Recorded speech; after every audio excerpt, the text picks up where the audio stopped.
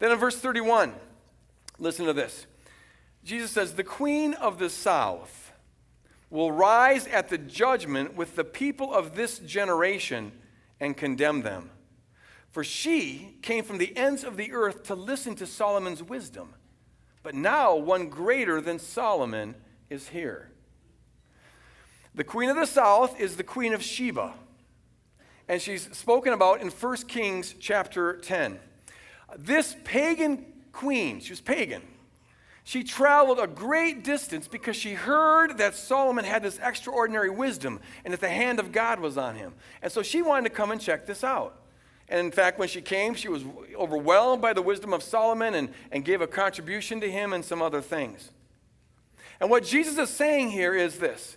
If this pagan queen could respond positively to the little bit of light that she had, how much more should this people, my audience, who have so much light, they're part of the whole Jewish tradition, how much more should they respond to me, the light of the world?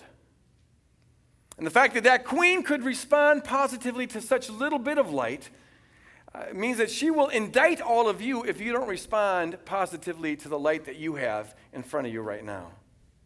And then in verse 32, Jesus says, the people of Nineveh will stand up at the judgment with this generation and condemn it. For they repented at the preaching of Jonah, and now one greater than Jonah is here. So what Jesus is saying here is this. If these pagan Ninevites, the Ninevites were actually a part of the land of Canaan. They were regarded as the enemies of God. But these Ninevites, just based on the little bit of light that they got from the preaching of Jonah, they were willing to repent. And so if these Ninevites repented, responded positively to the little bit of light that they had, how much more should Jesus' audience respond positively to the light that they have, because now one who is much greater than Jonah is in their midst. And if they don't respond positively, then the positive response of the Ninevites will condemn these folks on the judgment day. That's what Jesus is saying. Among other things, the passage does tell us this, that God is at all times, at all places, among all people, working to bring as much light as possible and working to get people to respond positively to that light.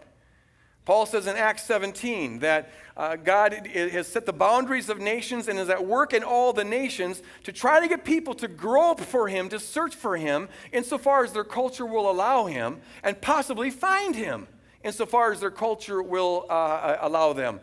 God judges people based on the light that they have. All that is to say this. Sometimes Christians get the idea that the message of the Bible, it tells us the main thing that God's doing in world history, working with the Jewish people, raising up a Messiah, and then birthing the church. That's the central, most important thing that God's doing in world history. But sometimes Christians seem to think that that's the only thing that God's doing in world history, when in fact there's little hints, such as the passage that we're reading here this morning, that tell us that God is working everywhere at all times. Sometimes Christians wonder about, can people outside of Christianity be saved? And this passage tells us that here Jesus is praising these folks for responding positively to the little bit of light that they had. God judges people based on the light that they're given. But actually, Jesus, we've seen this motif throughout the book of Luke especially. There's this motif, this theme in Jesus' teachings where those who think they're on the inside end up being on the outside, and those who thought they were on the outside end up being on the inside.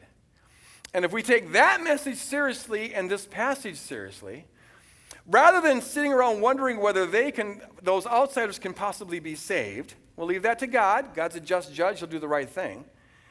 We ought to be asking this question. Are we responding positively to the light that we have been given? Because we've been given a whole lot of light. Are we surrendered to the kingdom? It puts sort of the onus back on us.